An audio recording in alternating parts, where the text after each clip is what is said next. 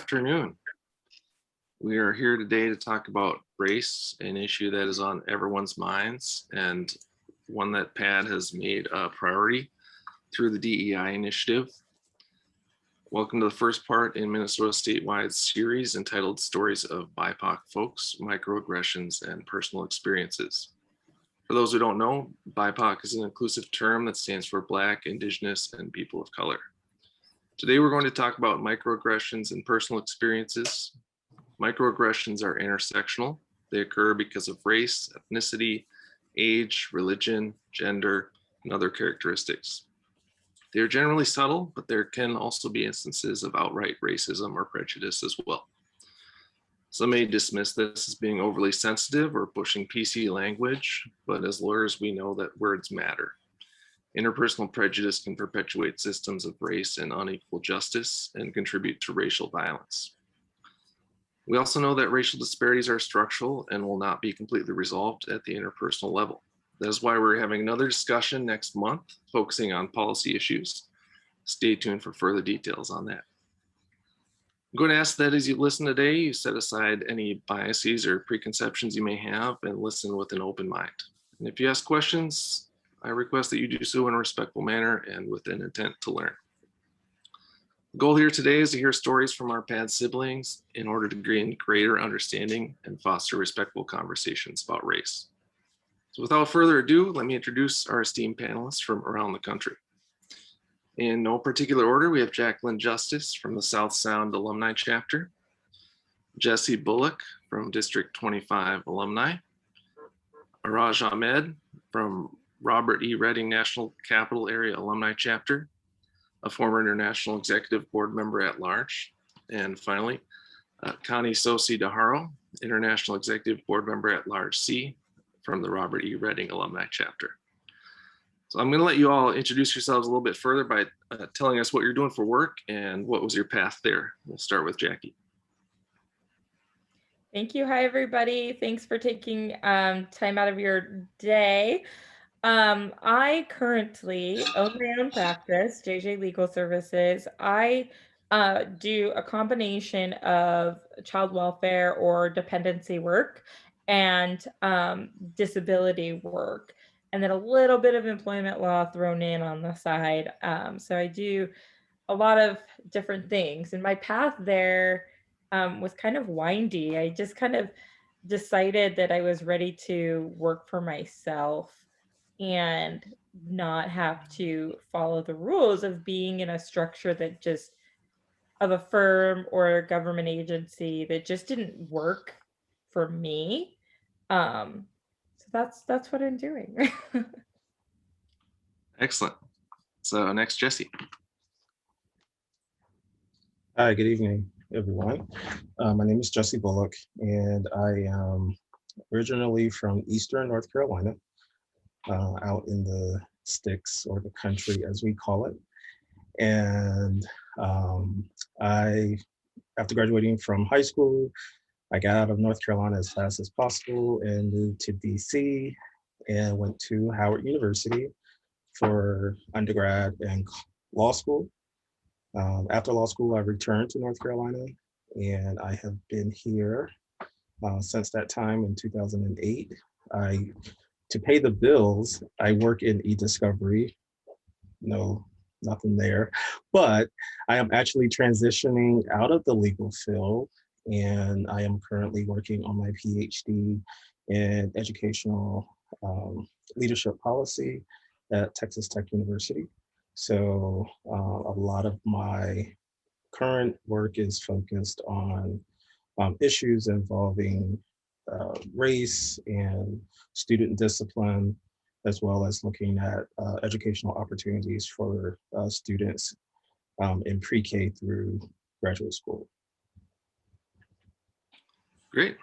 Araj? Hi, everyone. I grew up in Texas. I left halfway through college, ended up in the DC area where I've been since then, went to law school at American University. That's where I joined P.A.D, was a member of, I was the justice of the Brandeis chapter there. graduated and have been involved in the fraternity pretty much since then. When I graduated, I actually went into big law. I did a few years at Aiken Gump and then a couple of years at Hunton and Williams.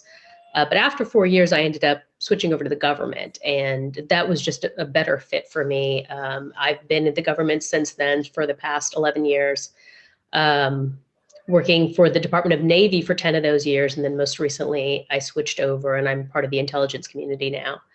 I mostly did employment law for the first many years of my practice, and only since switching to this new position back in May of last year, I'm focusing almost exclusively on government ethics. So it's a niche area, but it's definitely an interesting place to be. So yes, I think that's about it for me. Okay, thank you. Connie?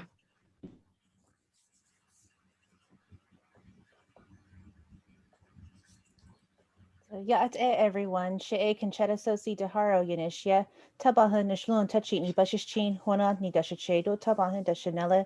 So hello everyone. My name is Conchetta Tsosie de Haro. I just introduced myself in my language, which is Navajo. I am of the Water's Edge clan. I am born for red running into the water. My maternal grandfather's clan is one who walks around you, and my paternal grandfather is also Water's Edge. So I'm originally from the Navajo Nation in Arizona.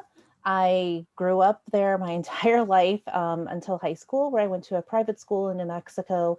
And then I started college actually out here in DC. And then I finished college back in New Mexico. And then I graduated from the University of New Mexico School of Law with a certificate in Indian law. And I've worked in all different kinds of areas. I started off at the Department of the Interior, and then I went to a tribal nonprofit organization. And then I am now currently working for the United States Congress for the Senate Committee on Indian Affairs. So it's been a really fun journey. Thank you. That was wonderful. I'd like to talk about where you grew up. What were the demographics like? When did you first start to think about race? And did you consider yourself part of the minority or majority at that time? We'll start with Jesse. Great. So as I mentioned earlier, I am from born and raised in Eastern North Carolina. Eastern North Carolina, most of North Carolina actually, is a very rural state. So the area that I grew up in is in the 1st Congressional District. So we're like maybe about 3 hours away from the coast of North Carolina and about an hour and a half away from Raleigh, North Carolina. And maybe like 15 minutes away from the Virginia border, if that kind of helps, if you know the map. And so my area, the county that I grew up in, is a very special place in the state. Things are very divided along racial lines.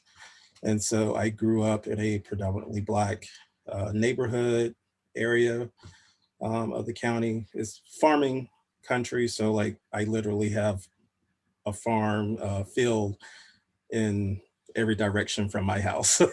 And, you know, but there's a bit more of a community there. We're not so isolated. So I have neighbors down the street, but it's, you know, it's not that many people. So as a young kid, you know, my perspective was, you know, I'm in the majority because everybody in the community looked like me.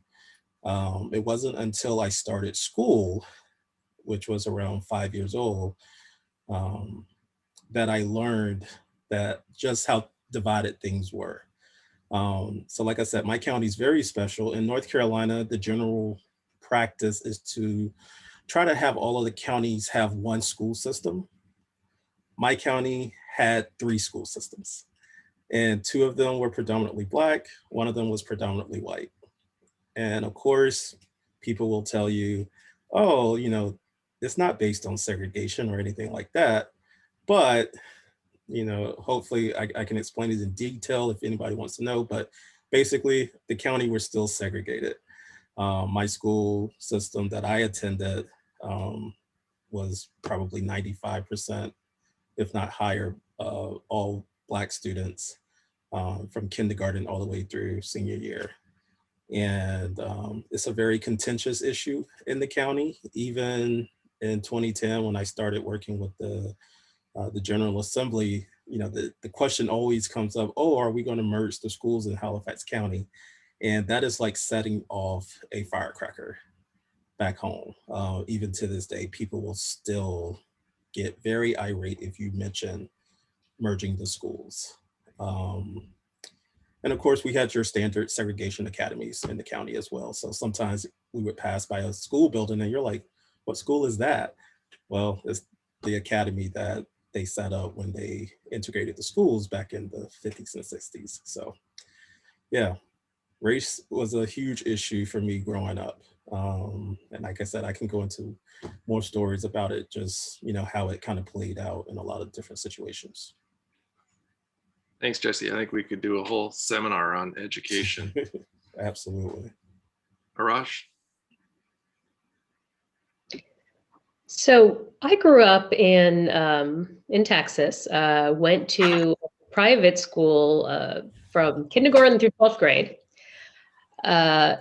There were, I think only maybe by the time I got to high school, maybe there was one, there was one Black girl who had been there most of the time with me.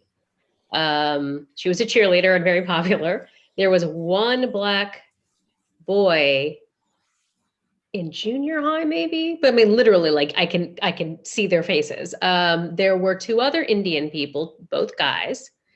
They happened to be cousins. In high school, there was one Hispanic girl, and that was about it. I mean, it was basically white, country club, very affluent.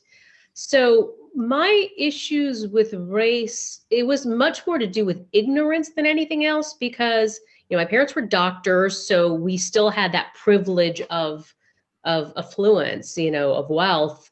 And in that area of Texas at that time in the 80s, a lot of the immigrants from Southeast Asia were doctors or engineers. So it was more, well, you don't look like us, you don't eat the foods that we eat, you don't always dress the way we dress.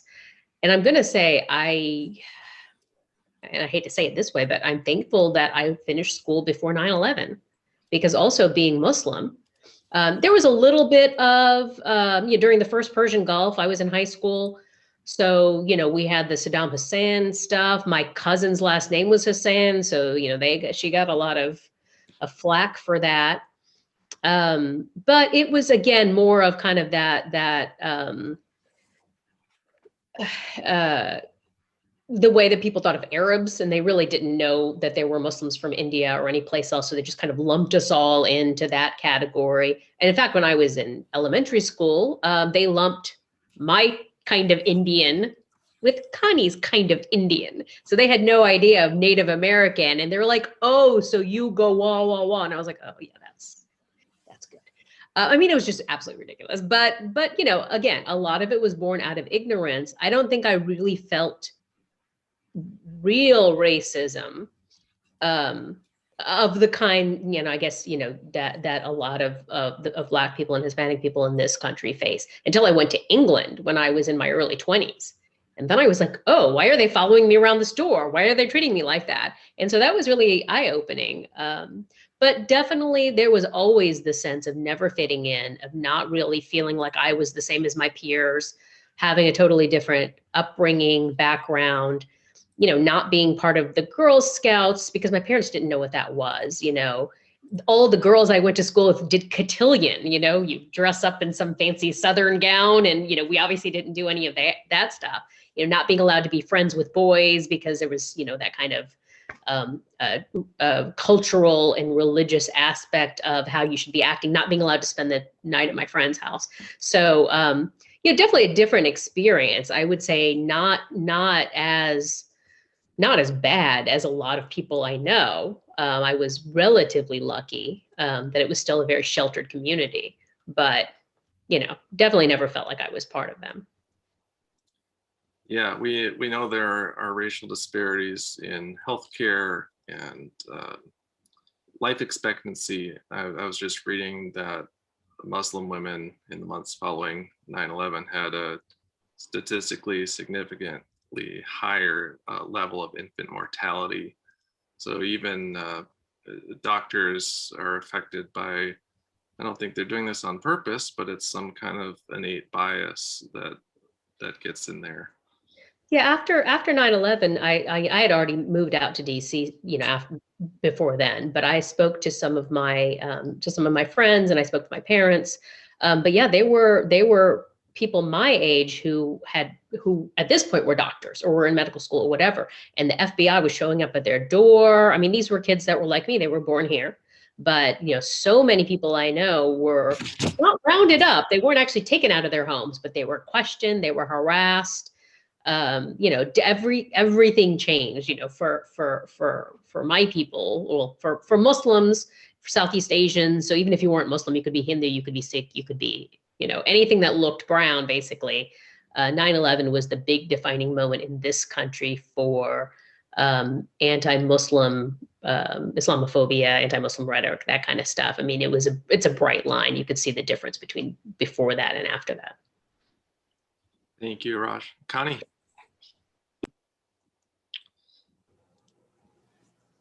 So I grew up primarily in my tribal community. I grew up around my people. So it was something that was never really at the forefront of my mind, that compared to the outside population, that we were not in the majority. So I didn't really get to experience that feeling until I hit college. So I went to an all Native American prep school, and we were very insular because it was a boarding school. It was in a very rural part of New Mexico, and we just interacted with each other. We didn't really have a whole lot of exposure to other schools, except for like sports and stuff like that. But it really didn't hit me until college, where a lot of people just started making a lot of racially charged comments towards me, making a lot of very ignorant claims about Native people. And it was jarring to me because I've never been in that kind of environment before. And it was even more jarring to me that it came from all different backgrounds, all different races as well. And that's something that I always try to remind people. It's like that it affects all of us, and it also comes from our own. And it's a very difficult thing to grapple with. And it's a very difficult thing to try to address in our own communities. And I think that that's something that I've been slowly trying to figure out, like, how do we address all this? And it's starting to make a lot of difference in how we view each other, not just as Native people, but also how we view other people as well. And so it's a very interesting dynamic to live through and to process. Because I also grew up near a border town, which, if you've read stories about border towns that are near Native communities, there's a lot of racism that happens. If you look up like articles about certain towns, like in New Mexico, you'll see that there are a lot of really bad racial violence against Native Americans in those communities. So those are the types of things that I try to educate people on and let them know that this is happening, and it's continuing to happen to our people every day. But I didn't get to experience a lot of that. I mean, I knew it happened, but it didn't directly affect me. So I'm also still learning, and I'm definitely thankful that I'm able to do that as well. Great, thank you. Jackie. Hi, yeah, so I grew up in, a smallish city, right? Well, medium-sized city. I live in Tacoma. We moved there when I was in 6th grade. But that area is very close to military base, and the military is pretty darn diverse. And so I was fortunate to go through most of my junior high and high school with people that were just from all over, not just from a racial standpoint, but geographically and all this. So it was a really interesting experience. But then I went to a predominantly white university in central Washington. And if you don't know anything about Washington, once you cross the mountains, it's very different. It's a completely different world. And the moment that I really became aware of race, I remember very distinctly sitting in class one day, and it was a law and justice class. I don't remember the topic specifically, but somehow we were talking about affirmative action. And one of my classmates, a white male classmate,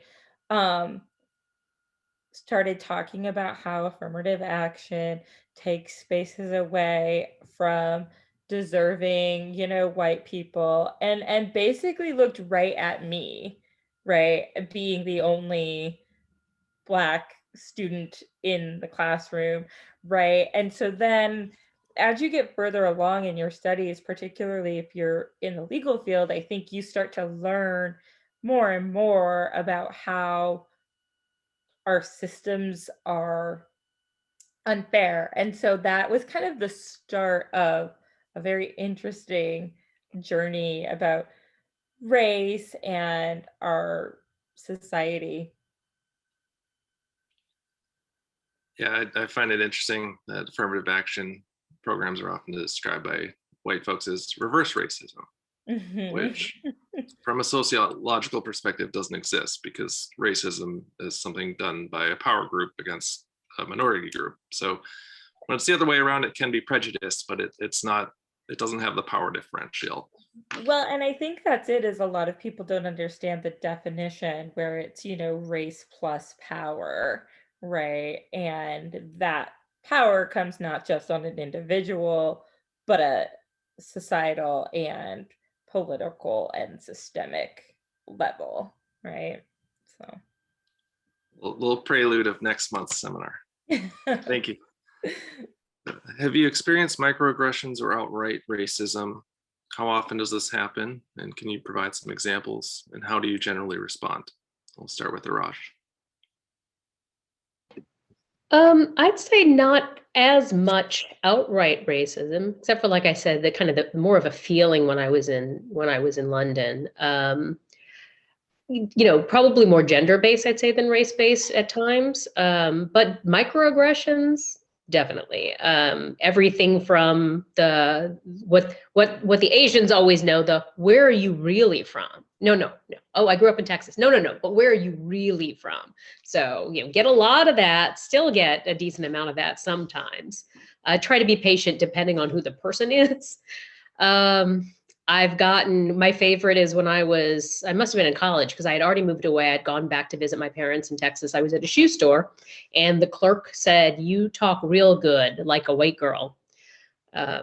So, one of those things, you're like, I don't know how to take that, but okay.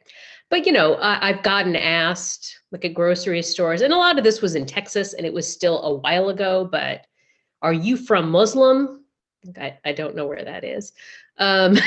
So, are you from Arabia?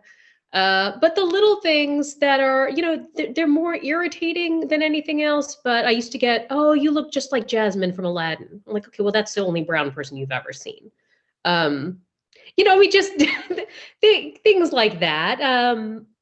But I'd say in DC, really not so much, because it's just such a diverse area. I mean, people knew that it was Ramadan before I did, because I'm a secular Muslim at best. I don't really practice. So unless my mom has texted me, but like, "Hey, don't forget Ramadan starts tomorrow." I'm like, "Okay, Mom." But, I literally would have, people from work, white people or other, just saying, "Oh yeah, happy Ramadan." Like, oh, did that start already? So it is. And I saw that even back 20 years ago. So, one of the reasons I ended up staying in DC was just the massive amounts of diversity. People walking around wearing hijab when they want to, people walking around wearing, whatever ethnic outfits they want to wear, and basically not being looked at twice. So Yeah, a lot less so here. Now, there are times I remember driving to Florida one time and stopping in Georgia at a Waffle House in the middle of nowhere. And, it's like the record scratches when you walk into this place and you're like, oh, and you distinctly realize that you're the only non-white person there. I don't notice it in DC. So even if I am the only non-white person in some room or some place I go to, I don't feel it. But when I'm in the South, you just feel it. You just get that look, like it's not necessarily hostile, but it's what are you? You're not Black, you're not white. What are you? And you just feel it. So that's probably it for me. It sounds like more diverse areas promote more cultural understanding. Definitely. Connie.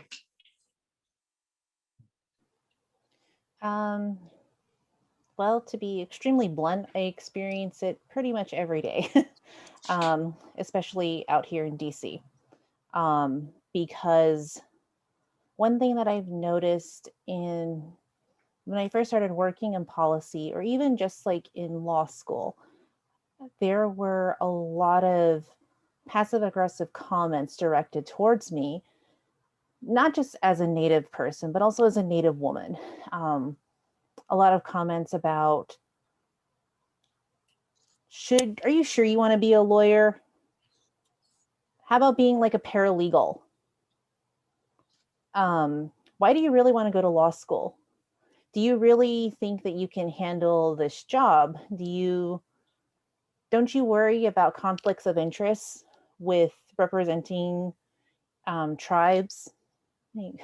So you get those kinds of odd comments a lot, or you get comments from people who have been working in this area for a while, who are not Native, and some of them have a tendency to talk to you like you don't know what you're doing, or that they know what the best policy is for your own people. And so it's a very different world to be in compared to, how I grew up, which is just being surrounded by my people and just being in this insular community and feeling like, I guess, protected would be the right word. Whereas here, it's more of like, you just have to be prepared and start to develop a really thick skin about how to approach these people, because they're also people that you're trying to work with to get things done. And so it's been a very interesting journey to walk in these two different worlds.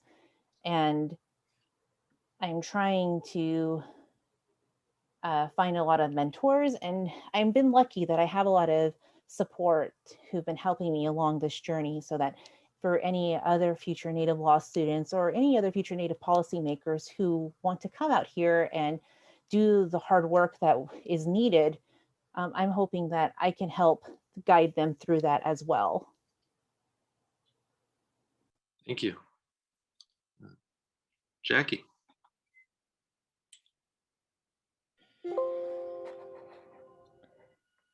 So, I mean, sure, I've been in situations where I've been called the N-word, right?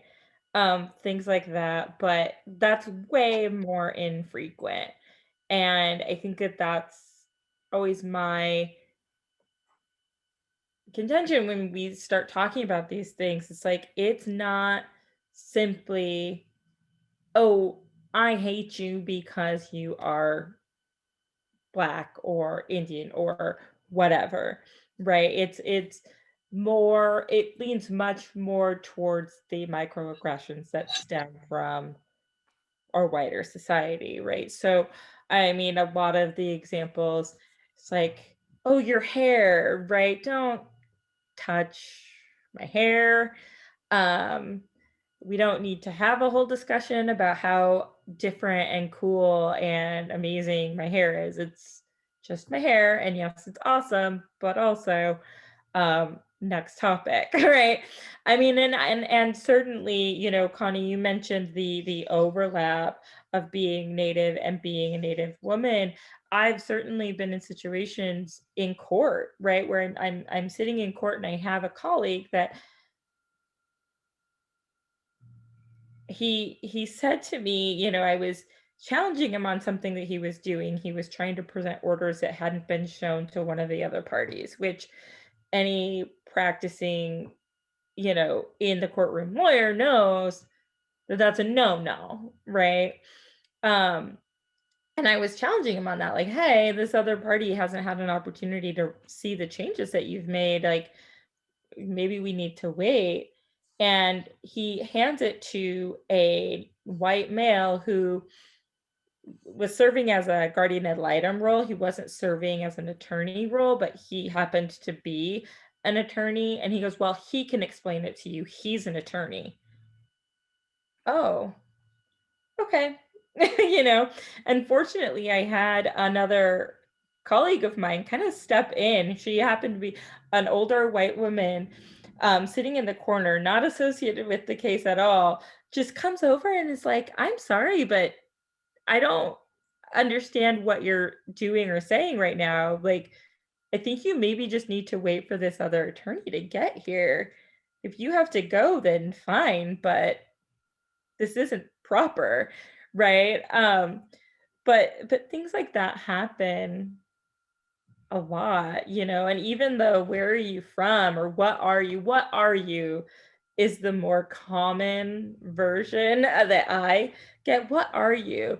And part of it is because I am mixed, right? So um I am neither black nor white, which gets really confusing for a lot of people, because sometimes I'm too black and sometimes I'm too white, just sort of depending on what we're talking about and who you're talking to. So, Thanks, Jackie. Jesse.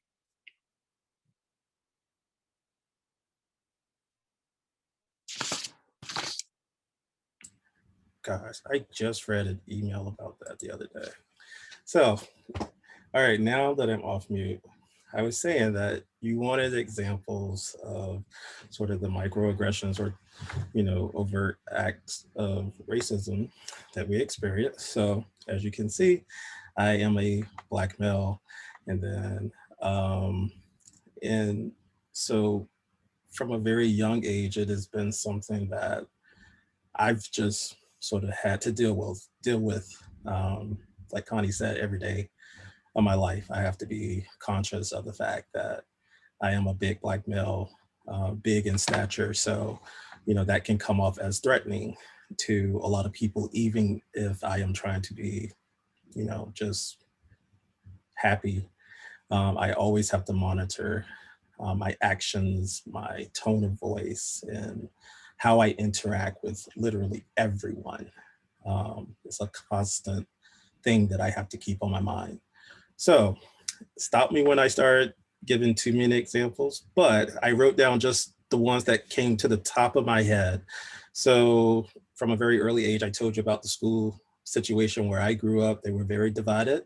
And so one of the things that I remember early on is that the local newspaper, every year they would post the test scores or the test results from the end of course, in the end of the year exams and things.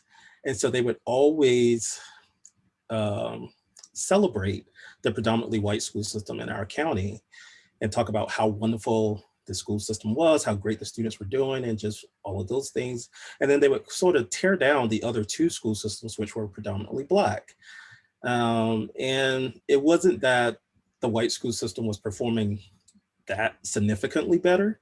You know, they just did moderately better than the other two school systems. Like all three are basically poor school systems. So it's not like any of them have the resources to really give the students the tools that they need to be successful.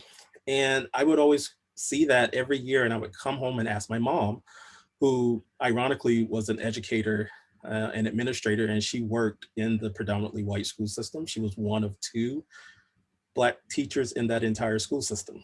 So, you know, there's a story there. But I would always ask her, like, what are they talking about? Like, I look at my individual test scores and I'm literally ranked in the 99th percentile of the state. What are they talking about? You know, like, I'm not a horrible student. I'm a wonderful student. I'm the type of student that the state is proud to have. And so, you know, like I said, that was second, third, fourth grade. Like, these are my memories very early on in life. Fast forward to teenage years, you know, I'm a country kid, I told you so. I participated in 4-H. I would assume that most people might have heard of 4-H before. You know, I wasn't raising the lambs and stuff like that. I did some of the other activities though. But you know, going off to summer camp and summer leadership conferences with 4-H, again, very diverse group of kids coming together. And you know, like I'm the type of person, I will talk and mingle and you know interact with everyone. So that's what I did. Because I was accustomed to being able to kind of move around in a lot of different circles. And I remember one time being with a group of the kids, my peers, who were mostly white, and somebody just looked at me and made the comment, "You're not like the others." And I sat there and I looked and I'm like, what do you mean? Like, you're not like the others? And I'm like, are you talking about the others as in the other half of the group that I hang out with, you know, the rest of the time? Because those are my friends. So like, what are you saying? Like, I guess it was supposed to be a compliment, but I certainly did not understand that to be a compliment to me. And let me fast forward to mostly law school. So as you can see, I have long hair, I have locks. So there's a lot there that goes on. As Jackie said, you know, people often walking up, touching your hair because I don't know, that's what you do to other people. And the one thing that stands out to me is, so part of my time, my senior year in undergrad and my first year of law school, I worked at this big law firm in DC.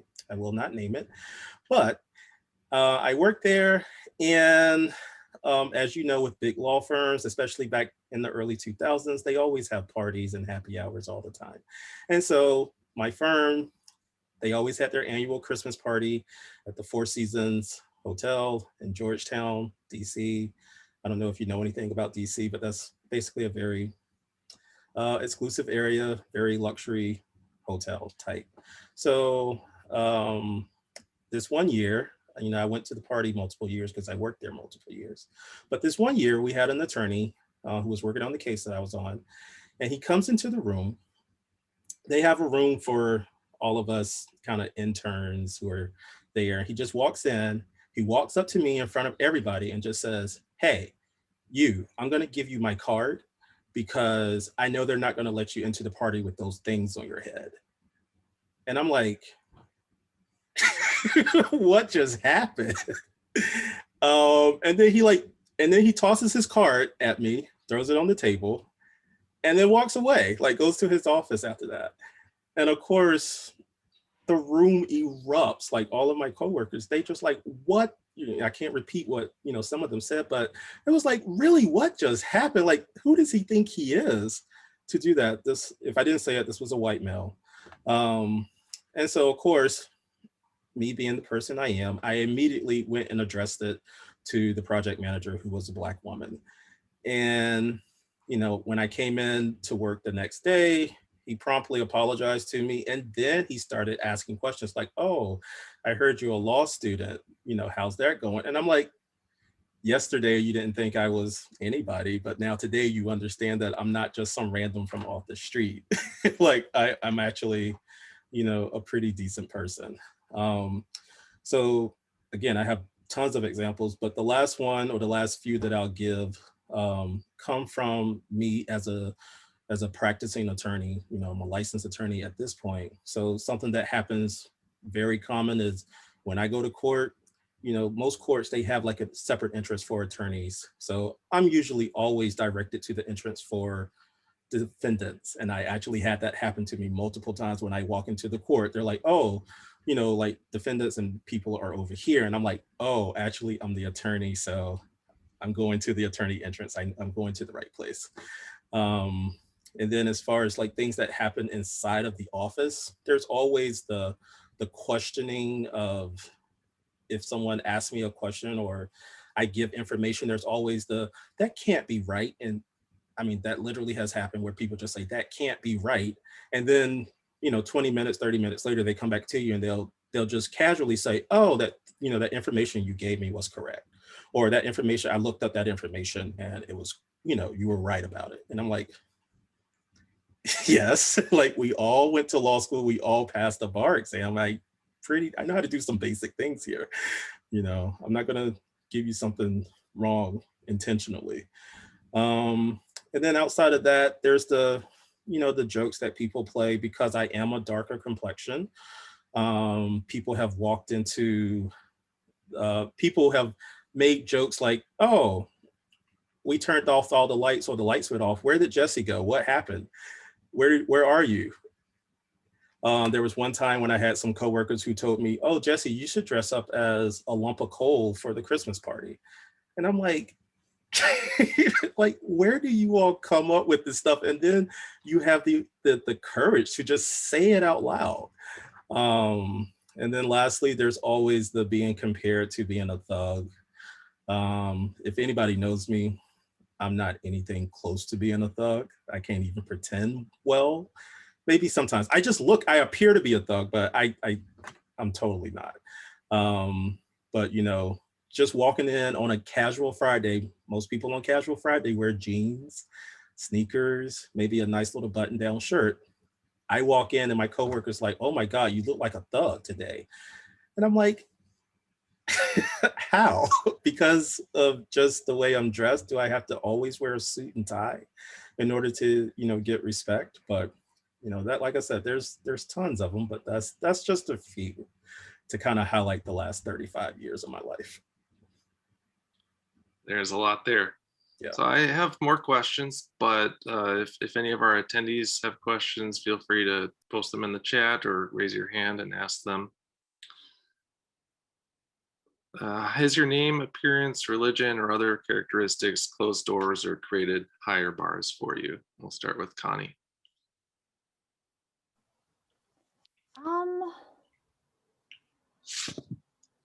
I don't think it necessarily has, at least, well, quite frankly, at least it's not directly to my face, to be honest. But I think that my name, because Conchetta is obviously an Italian name, Tsosie is Navajo, and Haro is from my husband, so who's Latino. So it's very, I think like what other people mentioned earlier is a lot of people tend to ask me, what are you? And then when I tell them, hey, I'm Native American, and usually the follow up to that is, yes, we're all American, but what are you? So it's I think the issue that I face the most is people trying to figure out who I am and where I'm from and where exactly I fall in society. And then maybe we'll get to the barriers later on after that, to be honest. So I think for me, I'm still at the identification part. Yeah, I've been thinking about this a lot. I've been reading a book called Seeing White, an Introduction to Privilege and Race. And they talk about, well, of course, we know scientifically race is not biological. It's not real. It's a social construction. And yet we categorize folks, but it gets very confusing because what are we talking about? We talk about where they're from, or we talk about skin color, or we talk about their ethnicity. And it can be useful to make those categorizations, but then at the interpersonal level, if we obsess over them too much, it becomes, that's the first thing we see, that's the first thing we notice about people, and that can be problematic. Right. And I just like to add on too, in addition to those categories, it's Indigenous people are part of sovereign nations. We are sovereign communities. We have our own forms of government. So our relationship with the United States is not race-based. We have a political relationship. And so our classification is not based on race. We have a political classification, and that's who we are. Thank you. Let's go with Jackie. I don't know whether or not it's closed any doors or made things specifically harder in ways that I can identify. But again, I mean, harder in the sense that, you're constantly being, having to push back against what, particularly in the legal field, right? What does an attorney look like? Jesse mentioned, being directed to the defendant's entrance, right, when going into court. And those are things that, yeah, you come up against. So from a mental and emotional standpoint, things are just harder, right, professionally. However, I have kind of, because I made the decision to go out on my own, I have kind of been able to control my work environment a lot more. So it's become easier.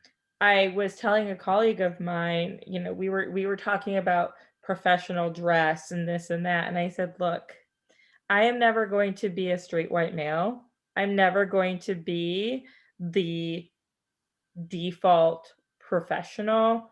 So I'm done trying. If I want to color my hair, if I want to wear my hair down, if I want to, I got my nose pierced, right? Like, I mean, if I want to do these things, I'm going to do it because I am too old to not do the things that I want to do, right? So, yeah. Thank you. Jesse.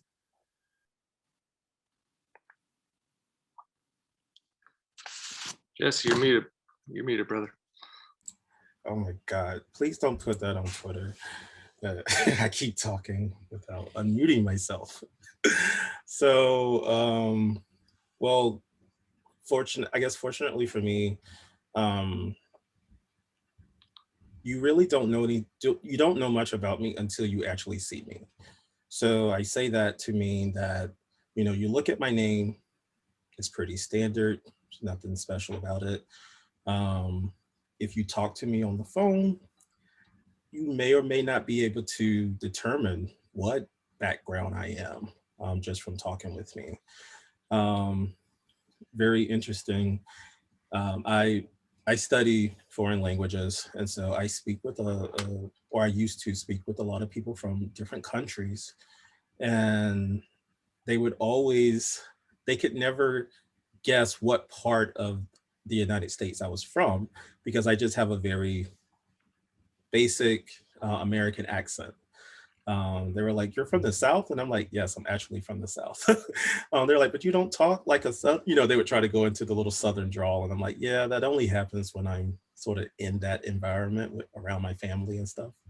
But I'm very good at just kind of picking up wherever I am and whoever I'm talking to. Like if I'm talking to my Brazilian friends, I start having my little fake Brazilian accent after a while.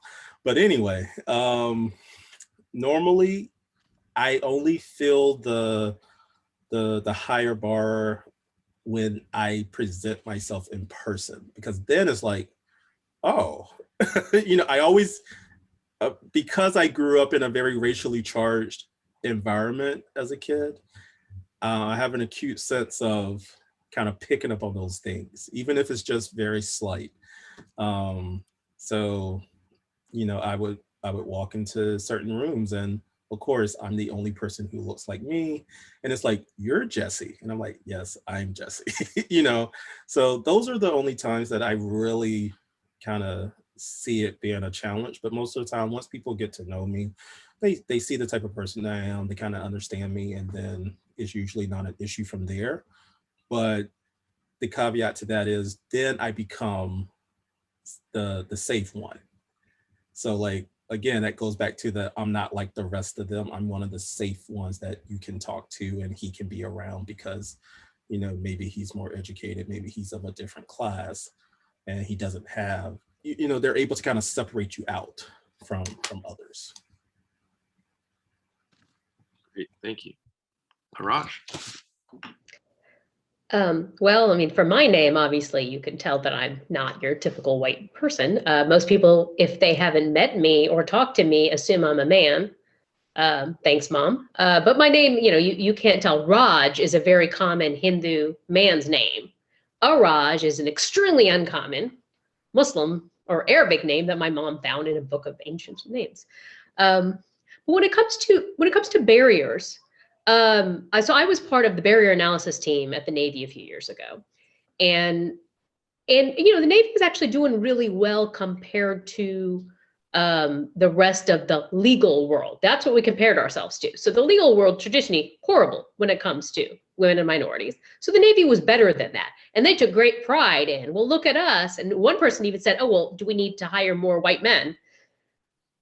They said that out loud. And I was like, let's never say that out loud again. But I think the issue when you look at things like barrier analysis, things like that, what you're looking at is disparate treatment. So I think any one of us, I can't point to a single time where there was a barrier, because how would I know unless it was just blatant? You know, and those of you who are people who hire others, who've been in, who have sat in on panels, or who have been hiring managers, or who go out and interview law students, you know, one thing that we all have is we have our unconscious biases. We are going to be drawn to people who are like us. And for some people, that's going to be, well, I feel more comfortable with other white people. They're never going to say it out loud. They're probably not even going to think it. But that is because then you can have that conversation about, and here I'm stereotyping, but you can have that conversation about golf. You can have that conversation about fishing. You can't have those conversations with me. But here, if you start talking to me about Doctor Who, well, then we're done, you know. I'll talk to you for, you know, 3 hours about that. So, but for, you know, those are the instances where like meets like. And so I think I think we probably all faced barriers, but we've just never seen them. But if you look across the profession, the legal profession, there is a reason that so many more minorities and women are going to law school. And that's been the trend for the last, 15 years? But how many still middle managers? I mean, of course not the higher echelon, because we're still dealing with the old guard there. But I'm talking about my age or my experience, or people who have 10, 15, years of experience, but you're still not seeing very many people of color at that level, especially Black people. You might see, I just took on a supervisory role. So, you might see, but even then I'm looking around, I think I have my first Black male boss in the legal industry ever right now. I've had a lot of female bosses, but this is the first time I've had a Black male boss who's a lawyer. It's not that common. And in the Navy, close to 40% of our senior executives, like the highest echelon of all of the Navy lawyers, close to 40% of them were women. I love that about it. Almost all my bosses were women, but very, very few people of color still. I think there was one woman who was Hispanic, maybe two. That was about it. I mean, you very rarely saw that. So I think until we start looking across statistics and everyone starts examining their unconscious bias, we're not going to know. I had a conversation with a colleague last week, lovely person. And I'm only starting to get to know my colleagues now because, we're all in the office together, but we're all in our own separate offices, doors shut, masks on if we're ever anywhere, in the hallways. But we ended up having a conversation and I talked to her about unconscious bias. And I said, everyone's a little racist. And she took great offense at that. Oh, I'm not racist. I said, well, I'm not saying you, because we had already started talking about unconscious bias. I said, okay, maybe I take that back. Maybe I won't say the word racist. It's a very charged word, but you already said that the term unconscious bias was charged because I was talking about unconscious bias training. She's like, well, and I said, well, it can't be a charged word. It's unconscious bias. But every one of us judges people, whether we know that we're doing it or not. And the fact that, very lovely, very educated, woman just kept arguing that, no, it's really more about socioeconomics. The way I grew up, and I said, okay, way I grew up, small town in the Northeast. Okay, but I think a lot of people think that way. And if you try to push them on it, they just get very defensive. They get very offended. But I lump myself in that category. I think all of us do. We all have unconscious biases, but so it'd be interesting for me to know what barriers I faced in my life that I haven't seen before, but I just don't think I'm ever going to know what they were. Yeah, I think that's what makes civil rights claims so tough, is proving disparate treatment. I've handled employment claims, and it's very hard to prove unless you have direct evidence And even if you do, they can refute that with a business reason, and you have to show that it's pretext. It's a very high bar, especially in the Eighth Circuit where I practice. So I've got a few more questions here. Have you felt pressure to assimilate, and what did you do? Let's start with Jackie.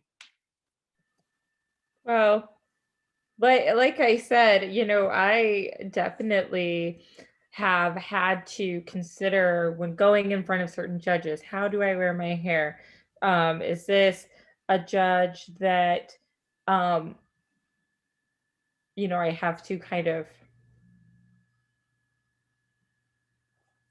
downplay, I guess, my blackness? And again, you know, I've just gotten to this point in my life, in my career, that I don't care anymore, and it's very freeing.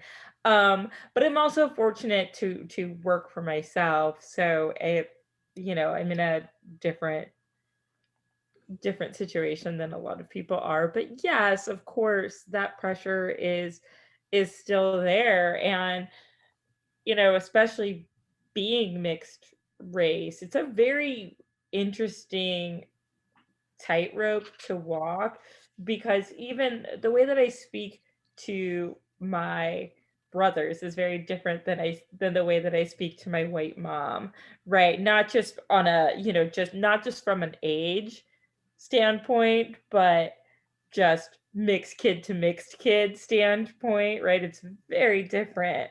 Um, to be able to switch um your demeanor, your language from one environment to another, I think is something that all people of color can kind of relate to. The term is code switching, right? And I think that you become very adept at it very early. So Yeah, thank you. Jesse. Yes. The short answer is yes, there's always pressure to assimilate. I'm kind of going to add on to something that Jackie just mentioned about the code switching thing. Like I said, from an early age, I found myself kind of oscillating between a lot of different circles. And they, you know, were all different circles.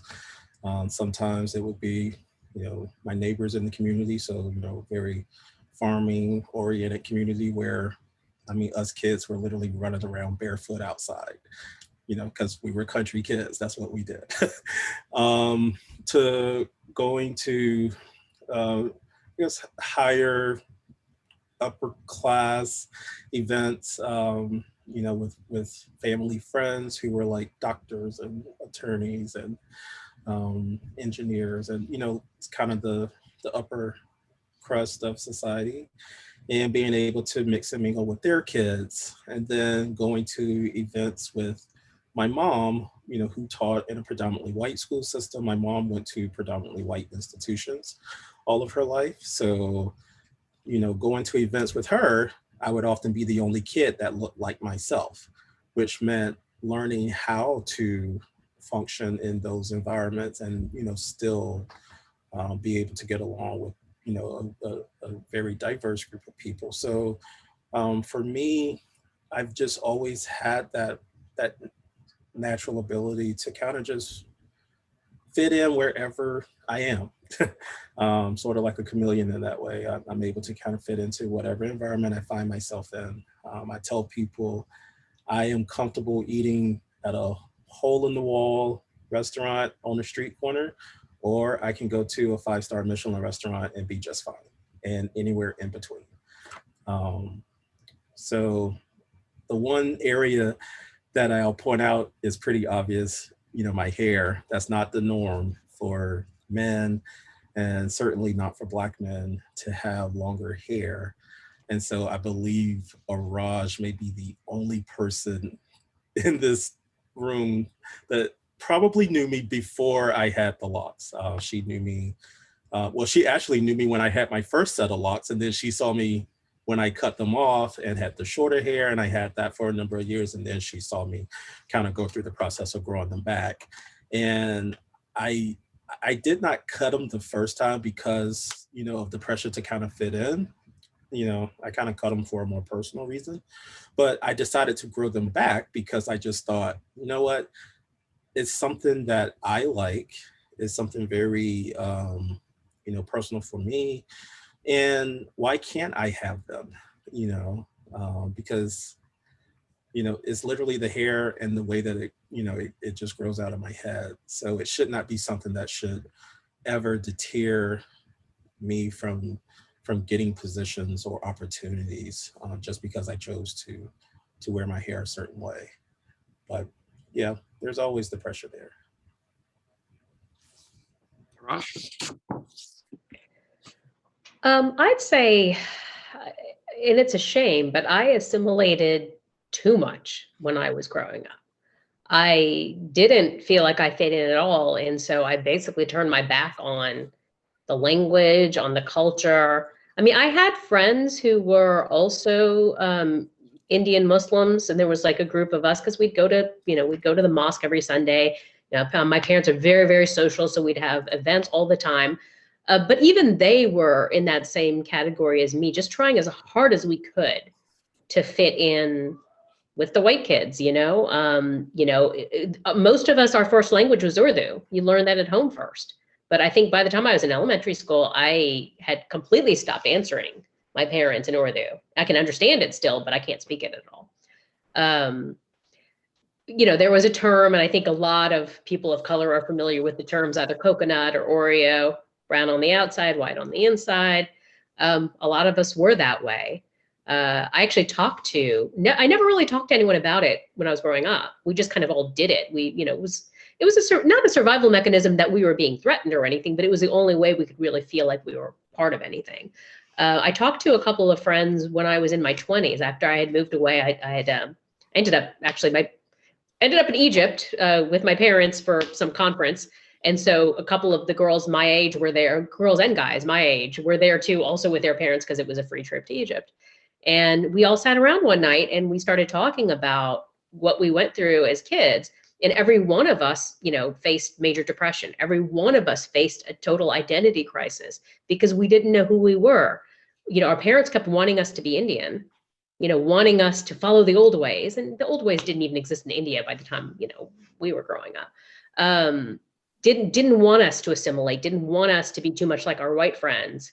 Yet, you know, we didn't want to just eat Indian food and just wear Indian clothes and you know, do those kinds of things. So yeah, I definitely, you know, more so than even some of the folks I know, I turned my back a lot on the culture.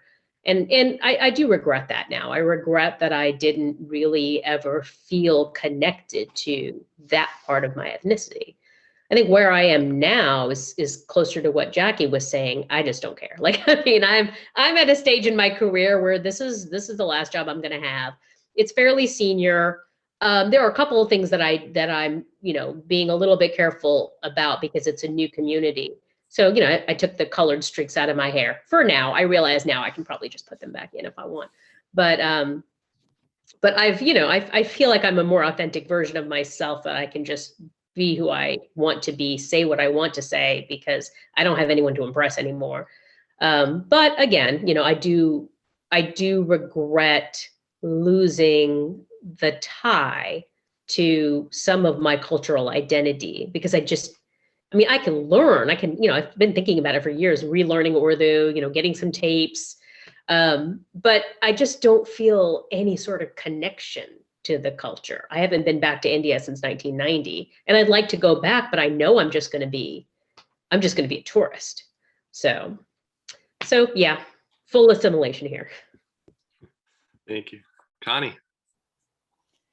So I think that like assimilation in Native communities, I think it's a very interesting and complicated dynamic because I don't know how many people attended my little webinar on Indian Law 101. I went through like a history of the United States and a lot of the brutal assimilation tactics that they did against the indigenous people of this country.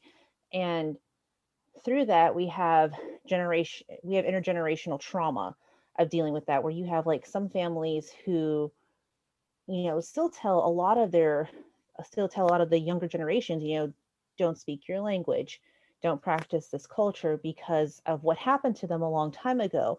And you have some other families who weren't affected by that and still have a lot of ties to their culture and their language and a lot of those traditions that we've had. And when I was growing up, I grew up in a family where we had people who practiced Christianity, and we had people who practiced our traditional Navajo ceremonies. So it was a very interesting dynamic to grow up in. But I think that's something that a lot of Native kids like myself just go through, where we're not entirely sure of our identities, of what we want to be, and how the greater society will affect us, because there's no representation of us really anywhere, especially when I was growing up. There's no representation like in popular culture, nothing on TV, maybe occasionally the news. But it was just growing up and not being really sure, not really having anybody on a national level to look up to. And now, thank goodness, that's a lot different, because now you have a lot of Indigenous representation coming up, in television shows more recently. You have one that's coming up on Peacock Network. This is not a shout out to them. Don't subscribe if you don't need to. Not encouraging that.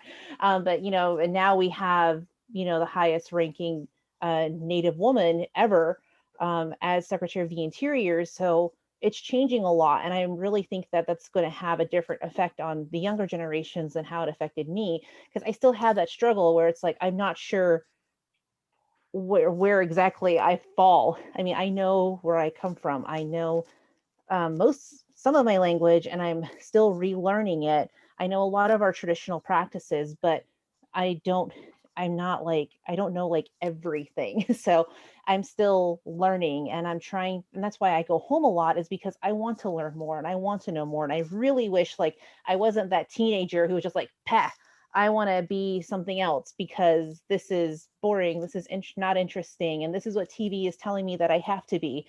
And now I'm oh, my grandma's 101 years old, and so much to learn from her still. And I'm doing as much as I can to learn as much as possible. Great, thank you. So I know some people had to leave, and that's fine. I don't mind going a little late, because this is a great conversation for everyone who can stay. I think I'll do a final question and keep it kind of open-ended. Do you have any final thoughts, takeaways, suggestions for further education, or how to have these conversations? And we'll start with Araj. I mean, I think events like this are good. That's a good start. I mean, I think open communication, trying to have those discussions, even when other people are getting a little bit uncomfortable, pushing the envelope. I think people, unfortunately, they tie in these kinds of issues, issues about race, issues about gender.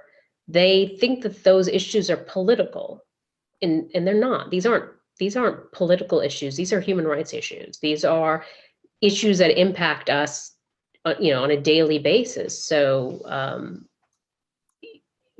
think we have to recognize that equality, that social justice is something that all of us have to fight for. All of us have to push for, especially in the legal profession.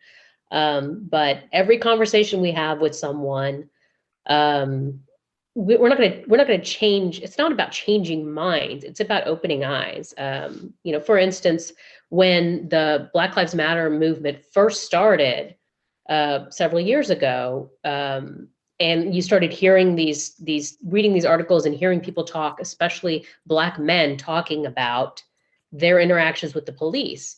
To me, not that I knew racism existed, obviously, I knew it never went away, but I had no idea how prevalent it was for Black men, especially, to be pulled over by the cops. And so I started talking to some of my coworkers. I started talking to people in my office, and I trying to be as respectful as possible, saying, has this happened to you? Is this common? And it was astounding. You know, one of my friends, before he came over to the federal government, used to work for the Chicago police. He was the attorney for the police. And he had been pulled over countless numbers of times, had guns pulled on him.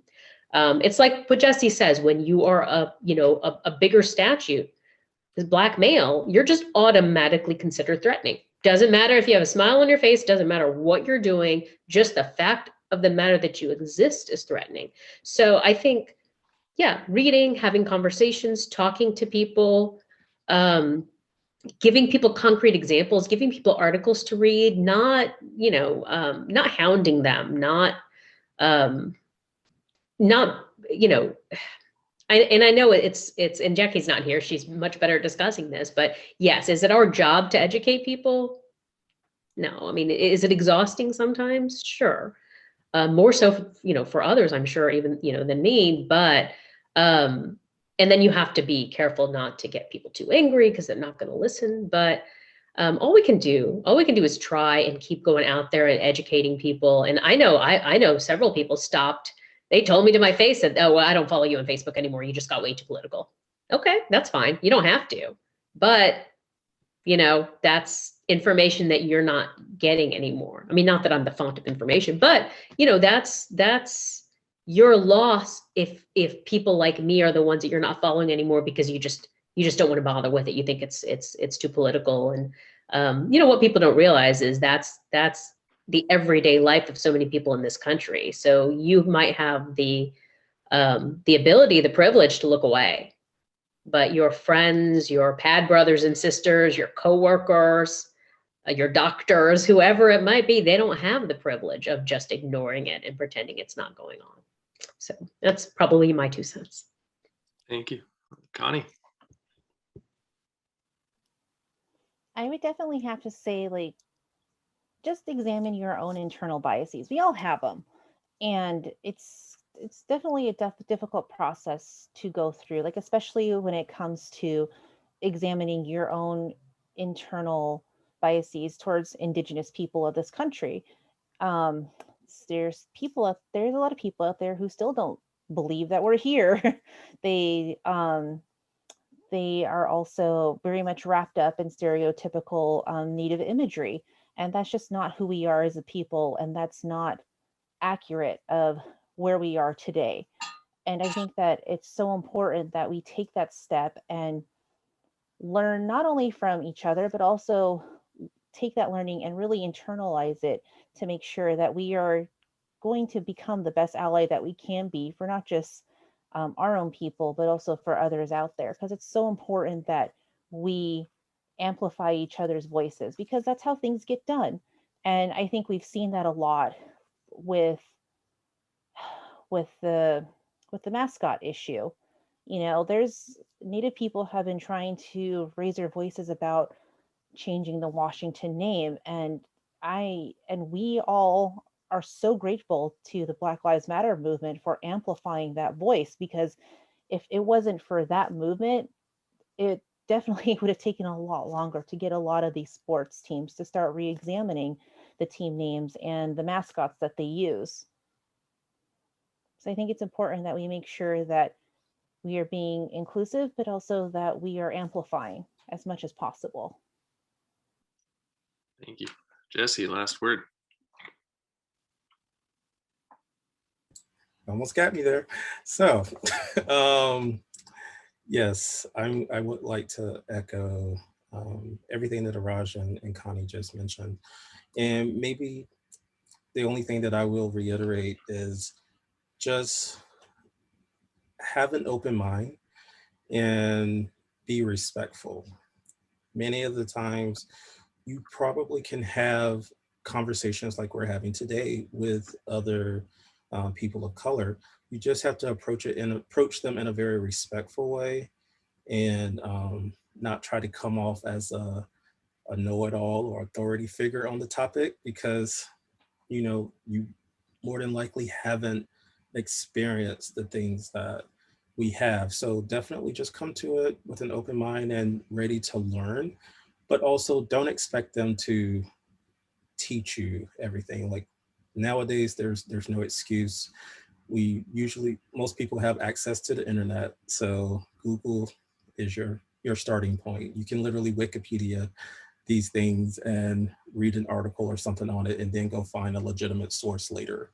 But you can do enough of the work on your own so that when you go to people to kind of have those deeper conversations, you can go beneath the surface and learn something about other people.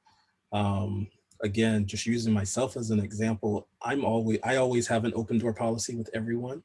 I will have a conversation with you about anything, any topic, hot button, whatever. I don't care. The only thing I'm going to ask of you is just to be respectful of my opinion, and because I'm going to respect yours. I'm not going to try to change your heart or mind. If you want, I will certainly sort of give you my insight into things, but if you're opposed to it or you don't agree with it, that's fine. All I can do is just kind of take you to the water. I can't make you drink it. Great. Corey, can I have just 2 more thoughts? Of course. One thing I've noticed recently is the kerfluffle, if you will, with the Dr. Seuss books, with the Mr. Potato Head thing. What I found with those is that's an opening to have conversations with people. I saw someone, young woman, she's a bartender. I like her. She's a fierce woman. Like she is, very, very strong, but she posted something very erroneous about Dr. Seuss and about how books were being banned and people are too sensitive. So I just wrote back to her and said, let me give you a different perspective. And I gave her a citation of an article, and I said, this was the publisher's own decision to pull these six books. If you look them up, you can look at the racial depictions that are in there. And is that something that you'd want to show your friends or your children one day? Think about it that way. No one is canceling anything. No one is banning anything, but we have moved past that as a society. And again, it was a gentle way. When you see people posting things like that and you're just like, well, but you might look at something and be like, well, that's dumb. Why would you, you're smarter than that. But there's a way to open up a conversation there. And then the last thought is actually Harvard University has a really interesting unconscious bias study online. You can just look up Harvard unconscious bias test, and there's 7 or 8 different areas that you can test yourself on unconscious bias: race, gender, the usual ones, but there's some other interesting ones in there too. So I've tried a couple of them, but I urge everyone to go on there and take these tests. They're really quick. They're like, quickly choose which of these is good and which of these is bad, and kind of have to go back and forth because it's really getting you to try to figure out, quickly what's your first thought. But it's very fascinating in telling you, because you might find that you have unconscious biases against your own people of your own ethnicity or people of your own gender. So it's worth checking out. Again, I'm not endorsing anything, but it's a free study. It's, nonprofit, blah, blah, blah. So that's all. I'll stop. Yeah. Any other final thoughts? Yeah, I was gonna make a plug for the University of South Florida, I believe it is. They're doing a workshop, seminar, something on series on diversity in the workplace. And so it is a free thing that they're offering. There's actually a free certification that you'll get. I shared it with a number of people already, but I just got an email confirmation from them that they have over 90,000 people signed up for it. So definitely just type in University of South Florida DEI certification, and you should get a link for it if you're interested just in learning more of how to deal with diversity and inclusion issues in the workplace. I think that's something that we all can benefit from. Great. Anything else? I don't want to cut this off, but I know some are itching to head over to the happy hour. All right. Well, thank you very much to our panelists and attendees. I hope this was a learning experience. I know it was for me. And we'll do this again next month. We have a lot to talk about. We appreciate any feedback on the timing, if it's convenient, and the content. If you prefer a different moderator, I don't always have to be here. But It is St. Patrick's Day. The parades aren't happening, so we're doing a virtual happy hour with the Knoxville Alumni chapter. That link is in the chat. So feel free to pour yourself a green beverage, and we'll go over and have a little fun. Thanks, everyone.